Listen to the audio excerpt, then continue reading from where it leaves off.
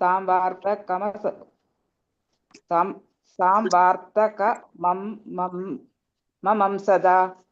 വിവർത്തനം ശ്രീല പ്രഭുപാദർ കി ജയ്. ശ്രീലോകത്തിലെ സർവമാന ജനങ്ങൾക്കും അസ്ത്രങ്ങളുടെ സംയോജിത താപത്താൽ ദുസ്സഹമായ ചൂട് അനുഭവപ്പെട്ടു. സംഹാരവേളയിൽ ഉണ്ടാകുന്ന സംവർത്തകാഗ്നിയെ ഏവരും അനുസ്മരിച്ചു. ഹരേ കൃഷ്ണ മാതാജി. ഹരേ കൃഷ്ണ. ഹരേ കൃഷ്ണ മാതാജി. പ്രണാമം മാതാജി. ഹരേ കൃഷ്ണ. ഹരേ കൃഷ്ണ. ഹരേ കൃഷ്ണ മാതാജി. പ്രണാമം. വിവർത്തനം ശ്രീല പ്രഭുപാദർ കി ജയ്. ഹരേ കൃഷ്ണ.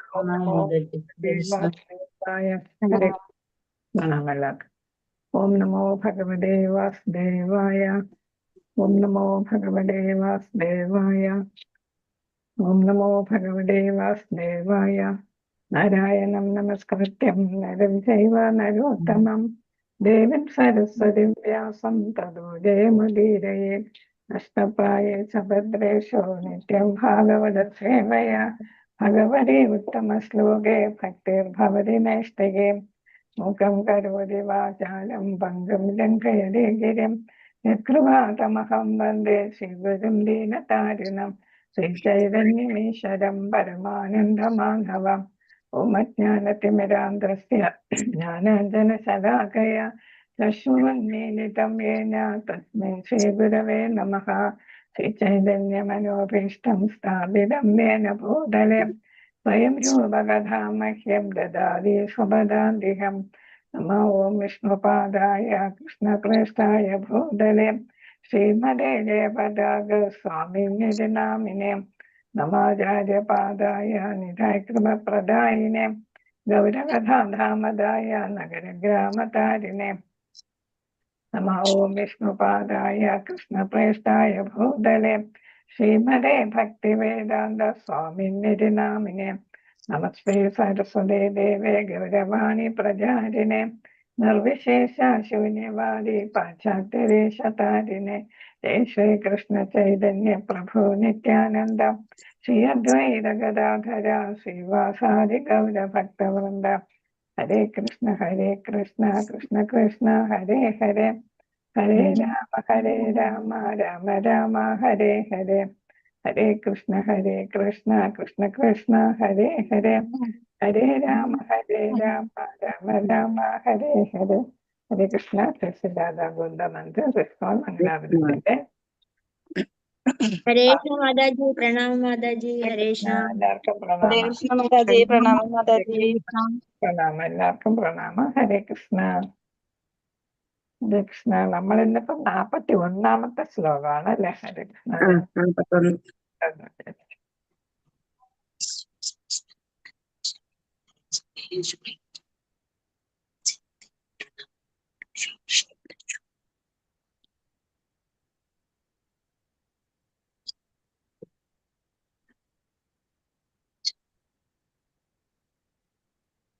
കൃഷ്ണ. ഇതിപ്പോ ഭഗവാൻ തിരിച്ച് ദ്വാരകയിലേക്ക് പോകാൻ വന്നപ്പോ കുന്തിദേവി ഇവിടെ കുറച്ചു നാൾ കൂടി തങ്ങണമെന്ന് അപേക്ഷിക്കുന്നതാണ് അല്ലെ? അപ്പൊ അത് കഴിഞ്ഞപ്പോഴാണ്, അത് ഭൗതികതയിൽ നിന്നാണ് കുന്തിദേവി അങ്ങനെ ആവശ്യപ്പെടുന്നത്. അത് കഴിഞ്ഞപ്പോഴാണ് കുന്തിദേവിക്ക് മനസ്സിലായത്, ഞാൻ ഈ ഭൗതികതയിൽ നിന്നാണല്ലോ ഇതൊക്കെ ചോദിക്കുന്നത്, അത് ഭൗതിക ബന്ധനങ്ങളെ കുറിച്ചാണല്ലോ ഞാൻ ഈ ആലോചിക്കുന്നത്. എന്റെ പുത്രന്മാരെന്ന് പറയുമ്പോൾ, ബന്ധുക്കളെന്നൊക്കെ പറയുമ്പോൾ ഞാൻ ഭൗതികമായിട്ടുള്ള ബന്ധത്തെ കുറിച്ചാണ് പറയുന്നത് അല്ലെ? അതേപോലെ തന്നെ എനിക്ക് പാണ്ഡവർ മാത്രമല്ല ബന്ധുക്കളായിട്ടുള്ളത്, പിന്നെ ആരുമുണ്ട്? വൃഷ്ണികളും എൻ്റെ ബന്ധുക്കളാണ്. പിതാവ് വഴിക്ക് വൃഷ്ണികൾ എൻ്റെ ബന്ധുക്കളാണ് അല്ലെ? അപ്പൊ പാണ്ഡവരും വൃഷ്ണികളും കൃഷ്ണന്റെ വംശവും രണ്ടു കൂട്ടരും എൻ്റെ ബന്ധുക്കളാണ്. അപ്പൊ ഒരു കൂട്ടർക്ക് വേണ്ടി ഞാൻ ചോദിക്കുന്നത് തെറ്റാണ്. അപ്പൊ അതുകൊണ്ട് കുന്തിദേവി പറയുന്ന, ഭൗതികമായിട്ടുള്ള ഈ ബന്ധനത്തിൽ നിന്നല്ല എന്നെ മോചിതയാക്കണേ, എനിക്കപ്പൊ ഭഗവാനോട് മാത്രമേ ആസക്തി ഉണ്ടാവൂ അല്ലെ? അപ്പൊ ഭൗതിക ബന്ധങ്ങളിൽ നിന്ന് വിടുതൽ വരുമ്പോ പിന്നെ ആരോടാണ് നമുക്ക് ആസക്തി? അതെ. അപ്പൊ ഇവിടെ നമ്മൾ ഇതാണ് വിരക്തി വരുന്നു, ഭൗതികതയിൽ വിരക്തിയും ഭഗവാനോട് ആസക്തിയും വരും. അപ്പൊ അതാണ് ഈ ശ്ലോകത്തില് കുന്തിദേവി ആവശ്യപ്പെടുന്നത്. ഓം നമോ ഭഗവതേ വാസുദേവായ. അധ വിശേഷ വിശ്വാത്മൻ വിശ്വമൂർത്തെ സ്വകേശമേ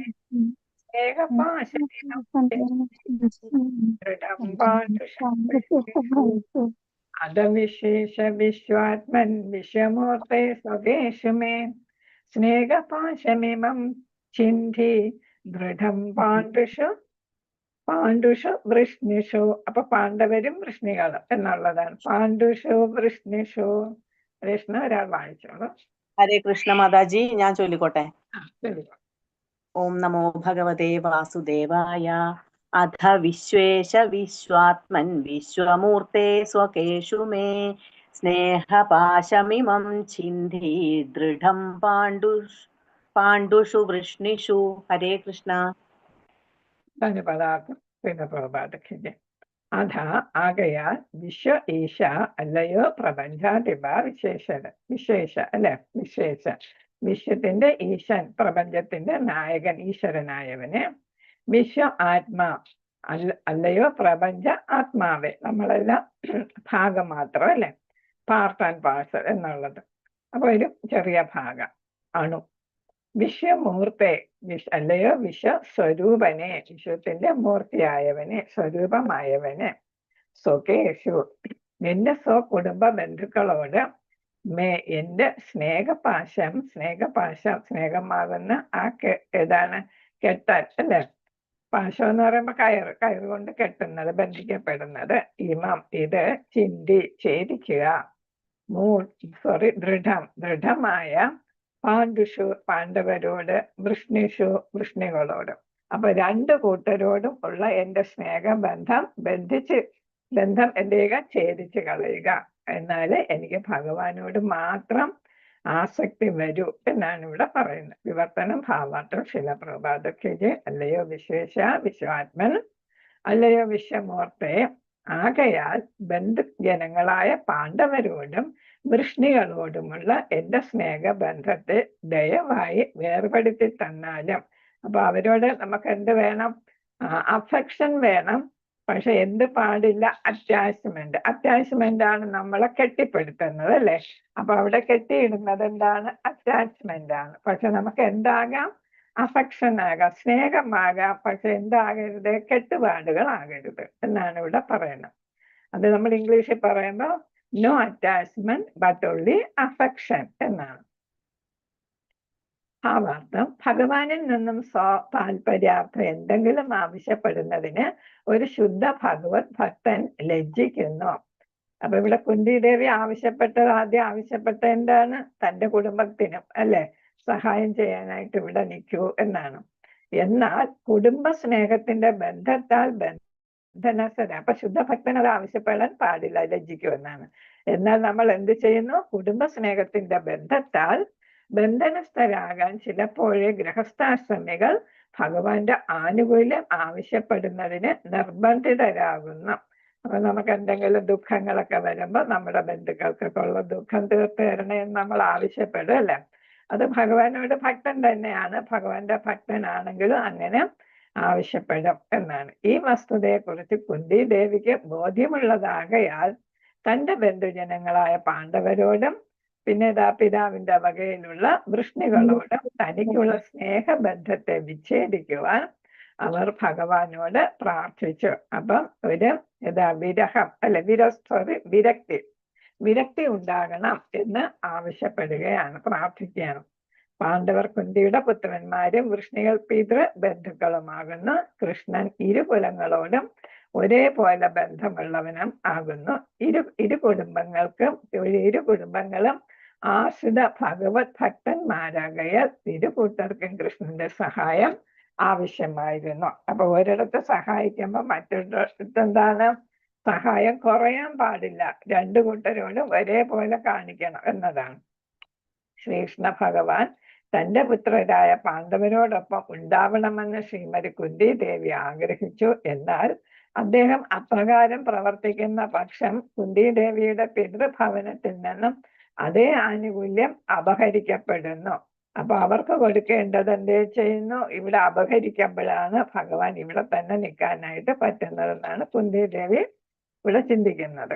ഈ പക്ഷഭേദങ്ങളൊക്കെ കുന്തി ദേവിയുടെ മനസ്സിനെ അസ്വസ്ഥമാക്കി. ഞാൻ എൻ്റെ മക്കൾക്ക് വേണ്ടിയാണല്ലോ ആവശ്യപ്പെട്ടത്, അപ്പൊ എന്റെ പിതൃവഴിക്കുള്ള വൃഷ്ണികളോടുള്ള സ്നേഹം വേണ്ടെന്നാണോ, അവരെ സഹായിക്കേണ്ടെന്നാണോ എന്നൊക്കെയാണ് കുന്തിദേവിയുടെ വിചാരിച്ച് അതാണ് അസ്വസ്ഥമായത്. ആകയാലാണ് കുന്തിദേവി സ്നേഹപാശത്തെ ഛേദിക്കുവാൻ ആഗ്രഹിച്ചത്. അപ്പൊ രണ്ടു കൂട്ടരോട് എനിക്ക് ഏത് വേണ്ട, അറ്റാച്ച്മെന്റ് വേണ്ട എന്നാണ് ഇവിടെ പറയുന്നത്.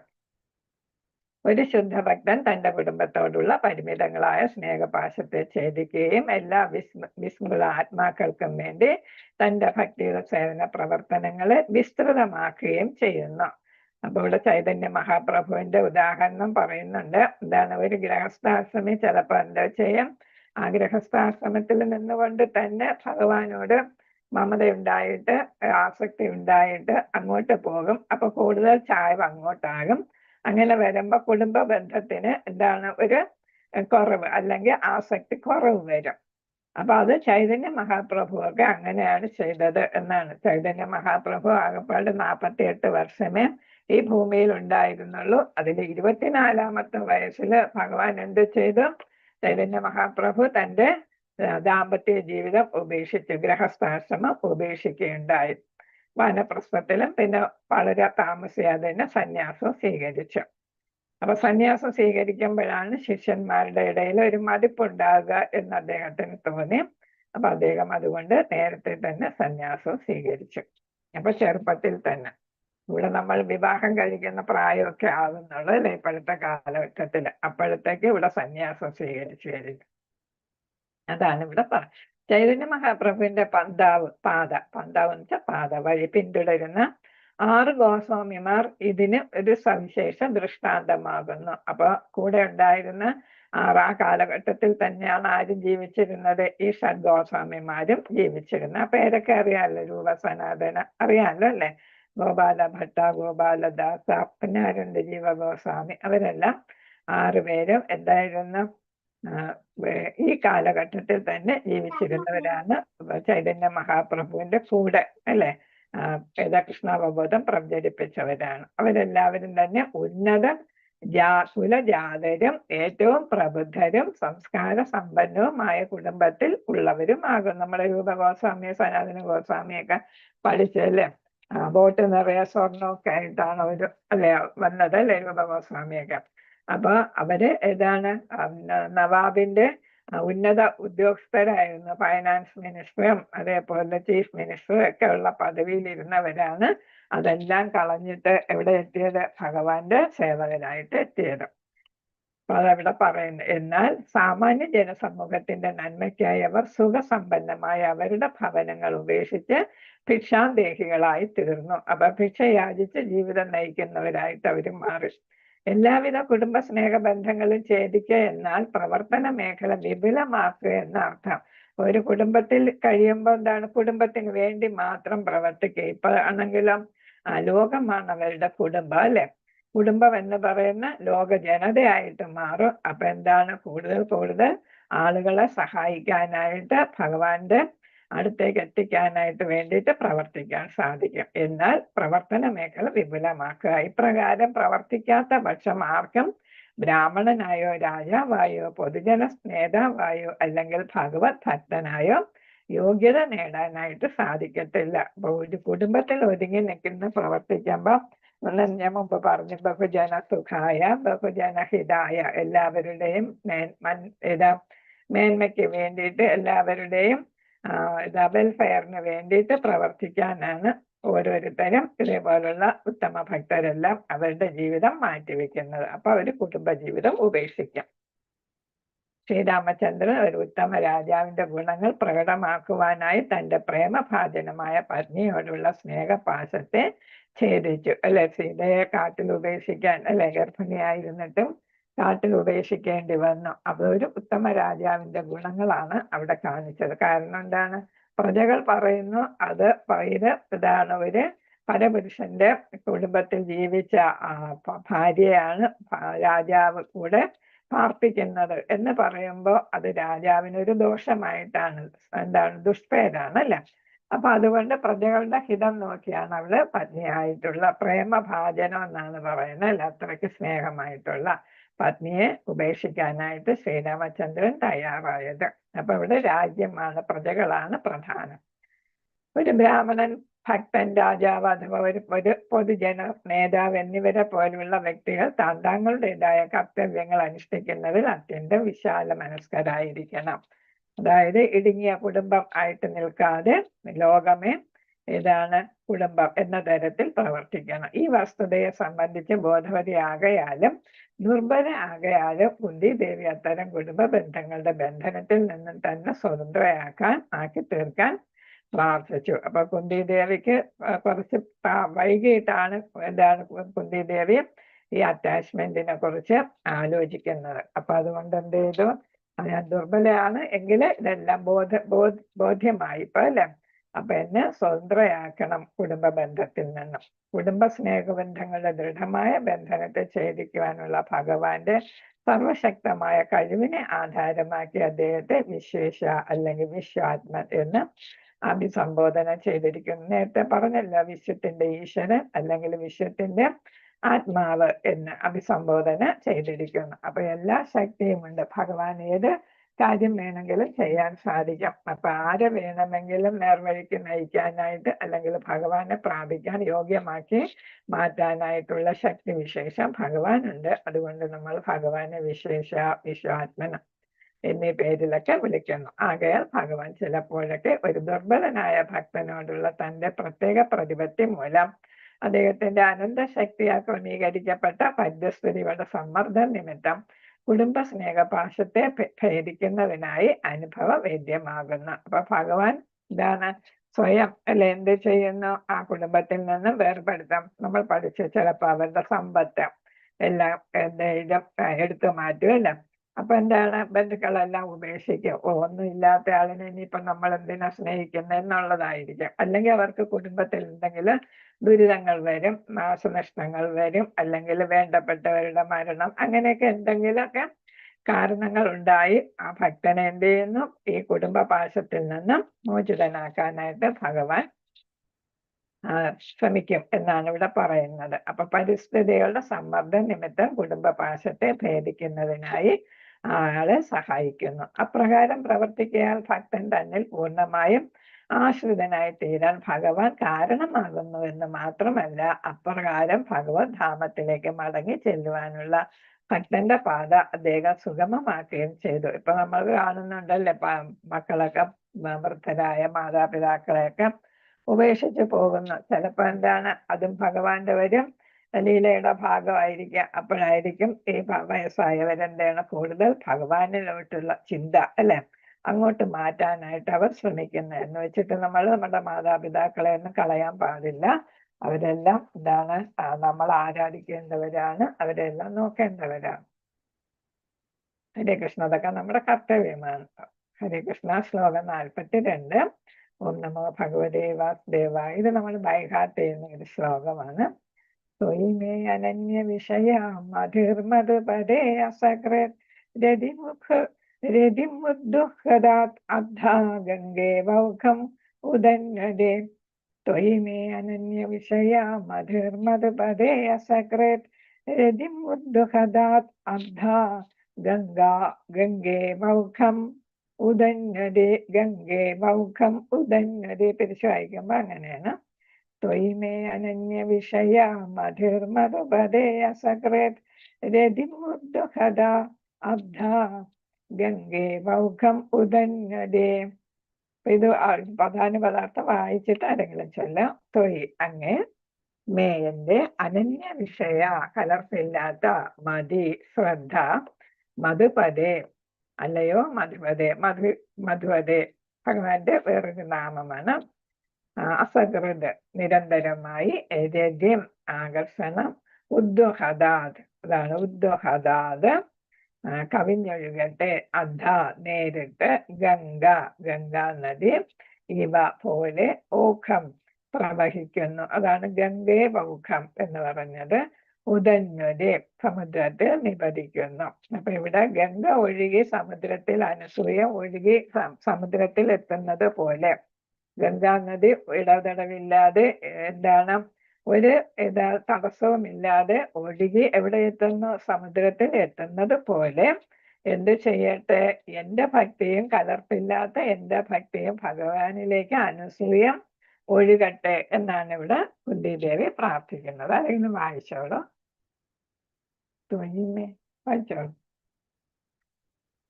ഓം നമോ ഭഗവതേ വാസുദേവായ. ത്വയി മേ അനന്യ വിഷയ മധുർമധുപതേ അസകൃത്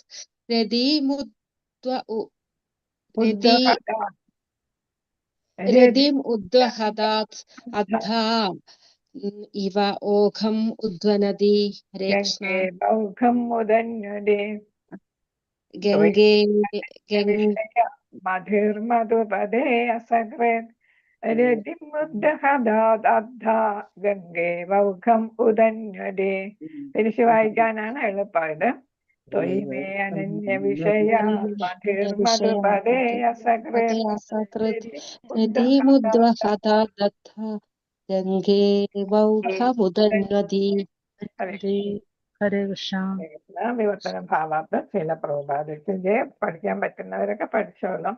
അല്ലയോ മധുപതേ, ഏതൊരു വിഘ്നവും കൂടാതെ ഗംഗാ നദി സാഗരത്തിലേക്ക് അനസൂയം എന്നെന്നും പ്രവഹിക്കുന്നത് പോലെ എന്റെ ശ്രദ്ധ മറ്റൊന്നിലേക്കും വ്യതിചലിക്കാതെ അങ്ങയിലേക്ക് തന്നെ നിരന്തരമായി ആകർഷിതമാകണമേ. അപ്പൊ ഭഗവാനോട് ആസക്തി തോന്നി ഭഗവാനിൽ ആകർഷിതമായിട്ട് വരണമേ. എന്റെ ശ്രദ്ധ വേറൊരു വിഷയങ്ങളിലും പതിക്കരുത്. ഗംഗ ഒരു തടസ്സവുമില്ലാതെ വേറൊന്നിലും ശ്രദ്ധിക്കാതെ ഗംഗ അനസൂയം എന്നെന്നും ഒഴുകുന്നു, ഇല്ല? ഒഴുകി സമുദ്രത്തിലെത്തുന്നു. അതേപോലെ എന്ത് ചെയ്യണം? എന്റെ ശ്രദ്ധയും വേറൊന്നിലും അനന്യ വിഷയ വേറൊരു വിഷയത്തിലേക്കും വ്യതിചലിക്കാതെ എന്ത് ചെയ്യണം? ഭഗവാനിൽ തന്നെ ആകർഷിതമാകണമേ. എങ്ങനെ? നിരന്തരമായി, അല്ലെ? എന്ന് പോയതുപോലെ എന്നെന്നും പ്രവഹിക്കുന്നത് പോലെ ഇവിടെ നിരന്തരമായി ആകർഷിതമാകണമേ. മനസ്സിലായെന്ന് വിചാരിക്കുന്നു. ഹരേ കൃഷ്ണ. ഭാവാർത്ഥ എപ്പോൾ മുഴുവൻ ശ്രദ്ധയും അതീന്ദ്രിയ ഭഗവത് പ്രേമയുടെ സേവനത്തിലേക്ക് തിരിയുന്നുവോ അപ്പോൾ ശുദ്ധഭക്തിയുടെ സേവനത്തിന്റെ പരിപൂർണത പ്രാപ്തമാകുന്നു. നമ്മുടെ ശ്രദ്ധ അനന്യ മനസ്സ്, അല്ലെ? വേറൊരു ചിന്തയും ഇല്ലാതെ എല്ലാ ശ്രദ്ധയും ഭഗവാനിലേക്ക് മാത്രമാകുമ്പോഴാണ് നമ്മൾ ശുദ്ധ ഭക്തിയുടെ സേവന തലത്തിലെത്തുന്നത്. മറ്റെല്ലാ സ്നേഹബന്ധങ്ങളെയും ഛേദിക്കുക എന്നാൽ മറ്റൊരാളോടുള്ള സ്നേഹം പോലുള്ള സൂക്ഷ്മ ഘടകങ്ങളുടെ പൂർണ്ണമായ നിഷേധം എന്നർത്ഥമില്ല. ഇത് സാധ്യമല്ല തന്നെ. ഒരു ജീവാത്മാവ് അവൻ ആരുമായിക്കൊള്ളട്ടെ അവന് മറ്റുള്ളവരോടുള്ള സ്നേഹമെന്ന ഈ വികാരം നിശ്ചയമായും ഉണ്ടാകണം. എന്തെന്നാൽ അത് ജീവിതത്തിന്റെ ഒരു ലക്ഷണമാകുന്നു. ആഗ്രഹം, കോപം, അഭിലാഷം, ആകർഷണത്തിന്റെ വികാരം തുടങ്ങിയ ജീവിത ലക്ഷണങ്ങളെ ഒരിക്കലും നശിപ്പിക്കാൻ കഴിയില്ല. അവയുടെ ലക്ഷ്യ വിഷയം മാത്രമാണ് മാറ്റപ്പെടേണ്ടത്. അപ്പൊ നമ്മൾ ചെയ്യേണ്ട കർത്തവ്യങ്ങളൊക്കെ ചെയ്യുമ്പോൾ നമ്മൾ ആഗ്രഹവും അഭിലാഷങ്ങളും ഒക്കെ പൂർത്തീകരിക്കുകയാണ് ചെയ്യുന്നത്. അതൊക്കെ നമ്മൾ ചെയ്യേണ്ടത് തന്നെ, അല്ലെ? ഇതുവരെ 50 വയസ്സ് വരെ നമ്മളെല്ലാ കർത്തവ്യങ്ങളും നിറവേറ്റണമെന്നാണ്.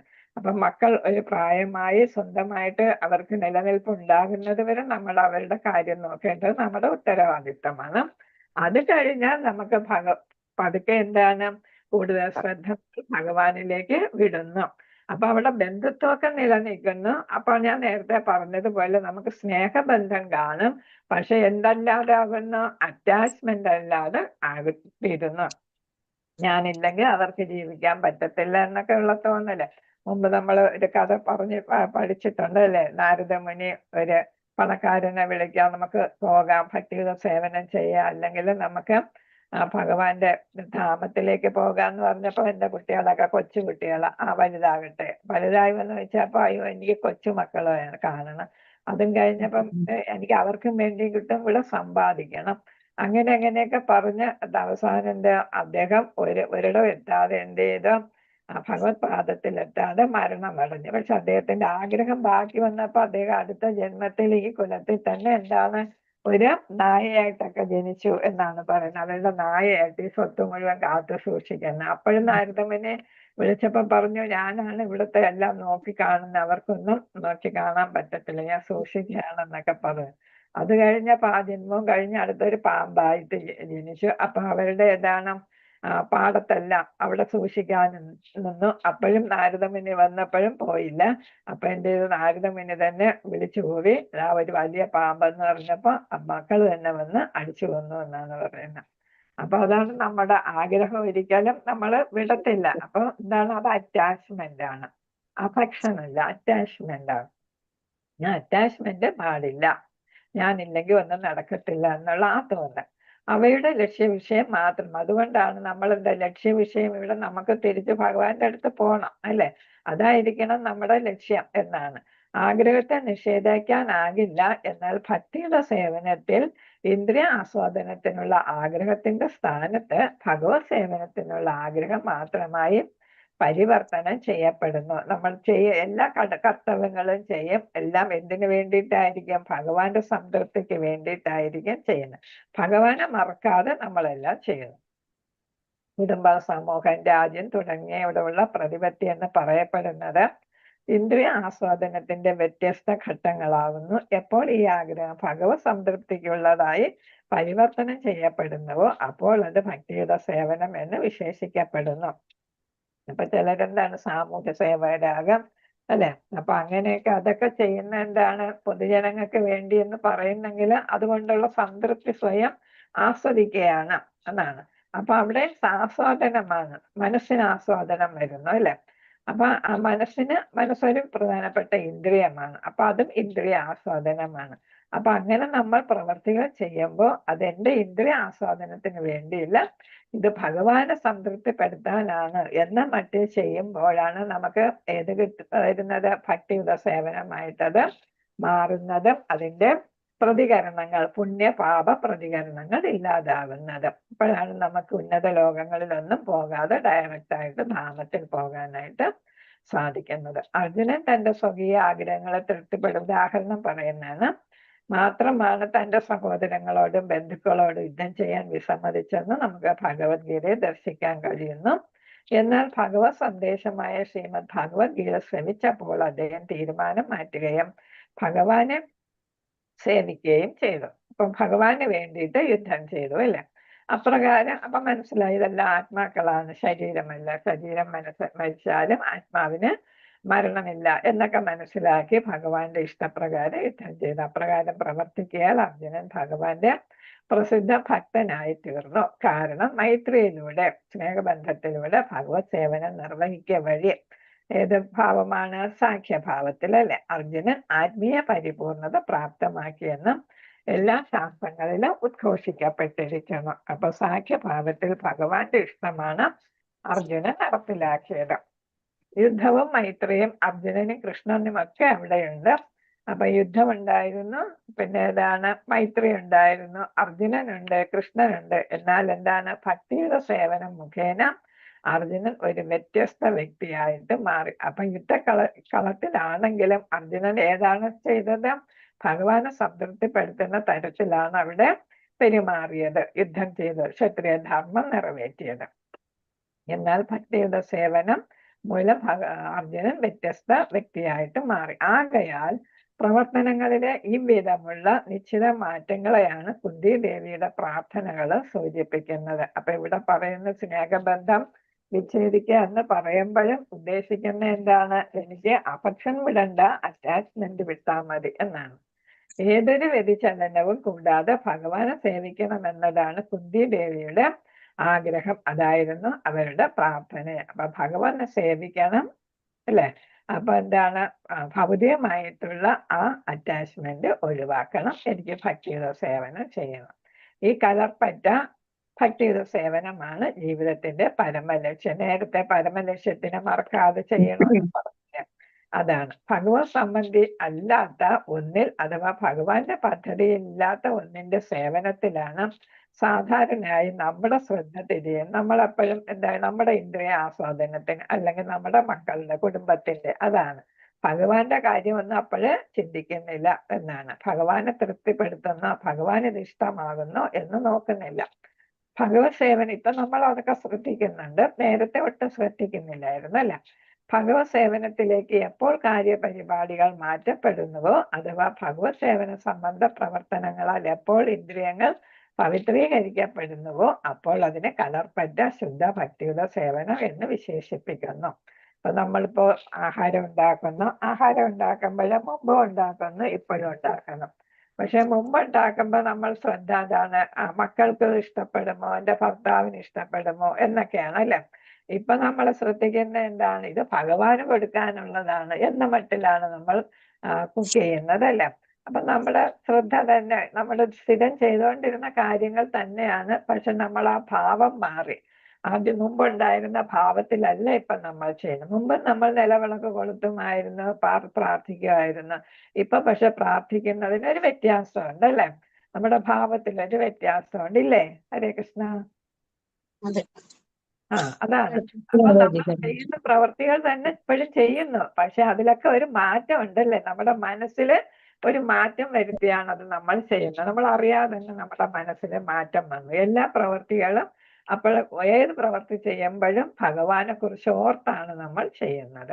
ശ്രീമതി കുന്തി ദേവി ആ പരിപൂർണത ആഗ്രഹിക്കുകയും എന്ന് വെച്ചാൽ ഭഗവാന് ഭക്തിയുടെ സേവനം ചെയ്യുന്ന അതാണ് എൻ്റെ ലക്ഷ്യം എന്ന് ആ പരിപൂർണത ആഗ്രഹിക്കുകയും അതിനായി ഭഗവാനോട് പ്രാർത്ഥിക്കുകയും ചെയ്തു. അപ്പൊ കുടുംബ ബന്ധം ഏതാണ്, വിച്ഛേദിക്കുക എന്ന് പറയുമ്പോൾ അവരെ തള്ളിക്കളയുക എന്നല്ല അർത്ഥം. ഭഗവാനോട് കൂടുതൽ ആസക്തി തോന്നുന്ന തരത്തിൽ അത് നിലനിർത്തുക എന്നാണ്. പാണ്ഡവരോടും വൃഷ്ണികളോടുമുള്ള കുന്തി ദേവിയുടെ സ്നേഹം ഭക്തിയുടെ സേവന പരിധിയിൽ ഉൾപ്പെടാത്തതായിരുന്നില്ല. അപ്പൊ എപ്പോഴും ഭഗവാൻ കൂടെ ഉണ്ടായിരുന്നു, അതെല്ലാം കുന്തി ദേവിക്ക് ഓർമ്മയുണ്ട്, പാണ്ഡവർക്കെല്ലാം ഓർമ്മയുണ്ട്. എന്തെന്നാൽ ഭഗവത് സേവനവും ഭഗവത് ഭക്ത സേവനവും അഭിന്നമാണ്. അപ്പൊ നമ്മൾ ഭഗവത് സേവനം ചെയ്യുന്നതും ഭഗവാന്റെ ഭക്തരെ സേവിക്കുന്നതും ഇത് ഒന്ന് തന്നെയാണ് എന്നാണ് പറയുന്നത്. അതേസമയം നമ്മൾ ഏതാണ്, ചാരിറ്റി എന്ന് പറയുന്ന വേറൊന്നാണ് അല്ലെ. നമ്മൾ ഭഗവാന്റെ ഭക്തരെ സേവിക്കണം, അത് ഏതുപോലെ തന്നെ ഭഗവാനെ സേവിക്കുന്നതിന് തുല്യമാണ്. ചിലപ്പോൾ ഭക്ത സേവനം ഭഗവത് സേവനത്തെക്കാൾ അധികം മൂല്യമുള്ളതാകുന്നു. അപ്പൊ ഒരു ഭക്തനെ സേവിക്കുമ്പോൾ അത് ഭഗവാന് കൂടുതൽ ഇഷ്ടപ്പെടും എന്നാണ് പറയുന്നത്. അല്ലെങ്കിലും പറയുന്ന രാധാറാണിയെ നമ്മൾ കൂടുതൽ സ്നേഹിച്ചാൽ ഭഗവാനെ സേവിക്കുന്നതിനേക്കാൾ കൂടുതൽ ഭഗവാൻ ഇഷ്ടം അതാണ്, രാധാറാണിയെ നമ്മൾ സേവിക്കുന്നതാണ് എന്ന് പറയുന്നുണ്ട്. കാരണം എന്താ, രാധാറാണി ഭഗവാന്റെ ഏറ്റവും പ്രധാനപ്പെട്ട ഭക്തയാണ് അല്ലെ. എന്നാൽ അതുകൊണ്ടാണ് നമ്മൾ പറയുന്നത് ഭക്തദാസാന് ദാസാന് ദാസാന് ദാസ എന്ന് 7 പ്രാവശ്യം 7 തലത്തിൽ ഇതാണ് തവണ എന്ന് വെച്ചാൽ ഒന്നിനു കുറെ ഒന്നായിട്ട് ഭക്തന്മാർ 7 പാരമ്പര്യം വരണം എന്നാണ് പറയുന്നത്. അതാണ് ഭഗവാൻ ഏറ്റവും കൂടുതൽ ഇഷ്ടമാകുന്നത് എന്നാണ്. അപ്പൊ ഇവിടെ ഏതാണ്, എന്നാൽ ഇവിടെ പാണ്ഡവരോടും വൃഷ്ണികളോടും കുന്തി ദേവിക്കുള്ള സ്നേഹം ഏതാണ്, കുടുംബ ബന്ധത്താൽ ഉള്ളവയാകുന്നു. അതാണ് മാറാൻ പറയുന്നത്. കുടുംബ ബന്ധത്താലുള്ള ഈ സ്നേഹമാണ് മാറേണ്ടത്. ഭൗതിക ബന്ധത്താൽ ഉണ്ടാകുന്ന ഈ പാശം, സ്നേഹമാകുന്ന കയർ കൊണ്ട് കെട്ടിയ ആ ബന്ധം മായയാൽ ഉളവായ ബന്ധമാകുന്നു. അത് മായയാണ്. എന്തുകൊണ്ടെന്നാൽ ശരീരം അല്ലെങ്കിൽ മനസ്സിനാൽ ഉണ്ടാകുന്ന ബന്ധങ്ങൾ ബഹിരംഗ ശക്തിയുടെ സ്വാധീനത്താൽ ആകുന്നു. അപ്പൊ കുന്തിദേവി പ്രാർത്ഥിച്ചത് എന്തുകൊണ്ടാണ്, ഇത് മായയാലുള്ളതാണ്, അല്ലെങ്കിൽ ശരീരബന്ധത്താലുള്ളതാണ്, അല്ലെങ്കിൽ മനസ്സാൽ ഉണ്ടാകുന്നതാണ് അല്ലെ. അത് ഭഗവാന്റെ ബഹിരംഗ ശക്തിയാൽ ഉണ്ടാകുന്നതാണ്. അതല്ല വേണ്ടത്. പിന്നെ ഏതാണ്, ആധ്യാത്മിക തലത്തിലുള്ള ബന്ധമാണ് വേണ്ടത്. പരമാത്മാവുമായി ബന്ധപ്പെട്ട് സുസ്ഥാപിതമായ ആത്മബന്ധങ്ങൾ യഥാർത്ഥ ബന്ധങ്ങളാകുന്നു. അപ്പൊ ഒരു ഭക്തൻ എന്ന നിലയ്ക്ക് പാണ്ഡവരോട് പാണ്ഡവരെ ഇഷ്ടപ്പെടാം, സ്നേഹിക്കാം, അവർക്ക് വേണ്ട കാര്യങ്ങൾ ചെയ്യാം. പക്ഷെ അത് ഏത് തലത്തിലാകരുത്, എൻ്റെ പുത്രന്മാർ എന്ന തലത്തിൽ ആകരുത്. കുടുംബ ബന്ധങ്ങളെ ഛേദിക്കാൻ ആഗ്രഹിച്ചപ്പോൾ ശരീര സംബന്ധിയായ ബന്ധത്തെ ഛേദിക്കുക എന്നാണ് കുന്തിദേവി അർത്ഥമാക്കിയത്. അതായത് ഭൗതികമായ ബന്ധനമാണ് ഒഴിവാക്കാൻ പറഞ്ഞത്. ഭൗതിക ബന്ധനത്തിന് കാരണം ശരീര സംബന്ധിയായ ബന്ധമാകുന്നു. എന്നാൽ ആത്മാവാൽ ഉളവാകുന്ന ബന്ധം സ്വാതന്ത്ര്യത്തിന് ഹേതുവാകുന്നു. അപ്പൊ ഇതാണ് ആത്മീയ തലത്തിൽ ഭക്തർ എന്ന നിലയ്ക്ക് പാണ്ഡവരെ നമ്മൾ സ്നേഹിക്കുകയാണെങ്കിൽ അതെന്തിനിടയാക്കുന്നു, നമ്മുടെ ഈ ജനന മരണ ചക്രത്തിൽ നിന്നുള്ള സ്വാതന്ത്ര്യത്തിന് കാരണമായിട്ട് മാറും. കാരണം എന്താണ്, അത് ആധ്യാത്മിക സ്നേഹമാണ്, ഭൗതികമായിട്ടുള്ളതല്ല. ആത്മാവും ആത്മാവും തമ്മിലുള്ള ഈ ബന്ധം പരമാത്മാവുമായുള്ള ബന്ധം എന്ന മാധ്യമത്തിലൂടെ സുസ്ഥാപിതമാക്കാൻ കഴിയും. അപ്പൊ പാണ്ഡവർ ആത്മാക്കളാണ്, താനും ആത്മാവാണ് എന്ന് ഉള്ള ചിന്തയിൽ ഏതാണ് പാണ്ഡവരെ സ്നേഹിക്കാൻ സാധിച്ചാൽ അതെന്താണ്, അതെന്ത് തരത്തിലുള്ള ബന്ധമാകും? പരമാത്മാവുമായുള്ള ബന്ധമാകും എന്നാണ്. കാരണം എന്താണ്? ഞാനും ആത്മാവ്, അവരും ആത്മാക്കൾ അല്ലെ. അപ്പൊ ആത്മാക്കൾ തമ്മിലുള്ള ബന്ധം ആരുമായിട്ടുള്ള ബന്ധമായിട്ട് മാറുന്നു? പരമാത്മാവുമായിട്ടുള്ള ബന്ധം. കാരണം എന്താ? പാണ്ഡവരും ഭഗവാന്റെ അംശമാണ്, താനും ഭഗവാന്റെ അംശമാണ്. അപ്പൊ താനും പാണ്ഡവരുമായിട്ടുള്ള ആത്മീയമായിട്ടുള്ള ബന്ധം ഏതിനിടയാക്കുന്നു? പരമാത്മാവായ ഭഗവാനുമായിട്ടുള്ള ബന്ധത്തിന് ഇടയാക്കുന്നു. അതാണ് ഇവിടെ പറയുന്നത്. അന്ധകാരത്തിൽ വീക്ഷിക്കുന്നു എന്നത് വീക്ഷണമല്ല എന്ന സൂര്യപ്രകാശത്തിന്റെ സഹായത്താൽ വീക്ഷിക്കുന്നു എന്നത് സൂര്യനെയും അന്ധകാരത്തിൽ വീക്ഷിക്കാനാവാതെ മറ്റുള്ള സർവ്വതിനെയും വീക്ഷിക്കുന്നു എന്ന് അർത്ഥമാക്കുന്നു. അപ്പൊ ഇവിടെ സൂര്യപ്രകാശത്തിന്റെ എന്ന് പറയുമ്പോൾ സൂര്യപ്രകാശം ഏതുപോലെയാണ്? ആത്മാവെന്ന തരത്തിലാണ് അവിടെ ഉപയോഗിച്ചിരിക്കുന്നത്. ആത്മാവും എന്നതുപോലെ സൂര്യനുള്ളപ്പോ, പ്രകാശമുള്ളപ്പോ നമ്മൾ മറ്റു സാധനങ്ങളെ എന്താണ് ശരിയായിട്ട് കാണുന്നു, അല്ലാത്തപ്പോ അന്ധകാരത്തിൽ നമുക്ക് ശരിയായിട്ട് വീക്ഷിക്കാൻ പറ്റത്തില്ല. അപ്പൊ ഭൗതികമായിട്ടുള്ള ബന്ധം അനുസരിച്ച് ശരീരം എന്നുള്ള തലത്തിൽ നമ്മൾ ഓരോ വ്യക്തിയെയും കാണാൻ നോക്കുന്നതിനേക്കാൾ ഏറ്റവും നല്ലത് ഏതാണ്? ആത്മീയമായി അതൊരു ആത്മാവാണ്, ആത്മീയ തലത്തിൽ വ്യക്തികളെ കാണാൻ നമ്മൾ ശ്രമിക്കുന്നതാണ്. അപ്പൊ നമ്മളും അതൊക്കെ നടപ്പിലാക്കാൻ നോക്കണം. നമ്മുടെ മക്കളെയും എല്ലാവരെയും നമ്മളിപ്പോ എന്തായിട്ടാണ് കാണുന്നത്? ശരീരമായിട്ടാണ് കാണുന്നത് അല്ലേ. നമുക്ക് അവരെ ആത്മാവെന്നുള്ള തലത്തിൽ കാണാൻ പറ്റിയ നമ്മൾ ഇപ്പൊ ചെയ്യുന്ന പല പ്രവൃത്തികളുടെ രീതികളൊക്കെ മാറി വരും. അത് നമ്മൾ അതിന് വേണ്ടിയിട്ട് നമ്മൾ ശ്രമിക്കണം. അപ്പൊ നമ്മൾ നല്ലൊരു തലത്തിലെത്തും എന്നുള്ളതാണ്. ഹരേ കൃഷ്ണ. അപ്പൊ സൂര്യനെയും അന്ധകാരത്തിൽ വീക്ഷിക്കാനാവാത്ത അപ്പൊ ശരിയായിട്ടുള്ള വീക്ഷണം നമുക്ക് ലഭിക്കുന്നു എന്നാണ്. അപ്പൊ ആത്മീയമായിട്ട് ഓരോരുത്തരെയും കാണാൻ നമ്മൾ ശ്രമിച്ചാൽ അതാണ് ശരിയായിട്ടുള്ള വീക്ഷണം. അവരെ ശരിക്കും മനസ്സിലാക്കി ഭക്തൻ എന്ന നിലയ്ക്ക് അവരോട് പെരുമാറാനായിട്ട്, ഭഗവാന്റെ അംശം എന്ന നിലയ്ക്ക് പെരുമാറാനും നമുക്ക് സാധിക്കുന്നു. ഇതാണ് ഭക്തിയുടെ സേവനത്തിന്റെ മാർഗം. ഹരേ കൃഷ്ണ. ശ്ലോകം കൂടെ ചൊല്ലിയിട്ട് നമുക്ക് നടത്താമെന്നെങ്കിൽ. നമോ ഭഗവതേ വാസുദേവായ. ശ്ലോകം 43. ശ്രീകൃഷ്ണ കൃഷ്ണ സഹ വിഷ്ണു വൃഷ്ണി ഋഷഭാവനിദ്രുഗ് ദഹനാനവർഗവീര്യ ഗോവിന്ദ ഗോ ദ്വിജസുരാർത്തിഹരാവതാര യോഗേശ്വരാഖില ഗുരോ ഭഗവൻ നമസ്തേ. ശ്രീകൃഷ്ണ കൃഷ്ണ സഹ വൃഷ്ണി ഋഷഭാവനിദ്രുഗ് രാജന്യവംശ ദഹനാനപവർഗവീര്യ ഗോവിന്ദ ഗോ ദ്വിജദുരാർത്തി ഹരാവതാര യോഗേശ്വരാഖില ഗുരോ ഭഗവൻ നമസ്തേ. നമ്മൾ ശ്രദ്ധിച്ചു വായിക്കണം അല്ലെ. ശ്രീകൃഷ്ണ കൃഷ്ണ സഹ വൃഷ്ണി ഋഷി അല്ലെ, ഋഷഭ അവനിദ്രുഗ് എന്നാണ്. ശ്രീകൃഷ്ണ കൃഷ്ണ സഹ വൃഷ്ണി ഋഷഭാവനിദ്രുഗ് രാജന്യവംശ ദഹന അനപവർഗവീര്യ ഗോവിന്ദ ഗോ ദ്വിജസുരാർത്തിഹരാവതാര യോഗേശ്വരാഖില ഗുരു ഭഗവൻ നമസ്തേ. ഇവിടെ കൂടെ നോക്കിയിട്ട് വായിക്കണം. പദാനുപദാർത്ഥം കൂടെ നോക്കി വേണം വായിക്കാൻ. അത് പദാനുപദാർത്ഥം കൂടെ ഒന്ന് പറയട്ടെ. ശ്രീകൃഷ്ണ അല്ലയോ ശ്രീകൃഷ്ണ, കൃഷ്ണ സഖ അല്ലയോ അർജുന മിത്രമേ. വൃഷ്ണിർ എന്നുള്ളടത്ത് വൃഷ്ണി എന്ന് വായിക്കണം, വൃഷ്ണി വംശത്തിൽ. അടുത്ത് ഋഷഭ അല്ലയോ ശ്രേഷ്ഠ. അവനി ഭൂമി. ദൃഗ് കലഹമുണ്ടാക്കുന്ന. രാജന്യ വംശ രാജാക്കന്മാരുടെ വംശങ്ങൾ. ദഹന അല്ലയോ ഉന്മൂലന നാശക. അനപവർഗ ഏതൊരു അപകർഷവും കൂടാതെ. വീര്യ ശൗര്യത്തിന്റെ. ഗോവിന്ദ അല്ലയോ ഗോലോക ധാമനാഥ. ഗോക്കളുടെ, ദ്വിജ ബ്രാഹ്മണർ, സുര ദേവന്മാർ, അർത്തിഹര ദുരിതങ്ങളെ എന്താണ് ശമിപ്പിക്കുന്നവൻ, ദുർത്തിഹര അവതാര അല്ലെ അവതരിക്കുന്ന അല്ലയോ ഭഗവാനെ, യോഗ ഈശ്വര നമ്മൾ നേരത്തെ പഠിച്ചത് അല്ലയോ സർവ യോഗശക്തികളുടെയും അധിപ,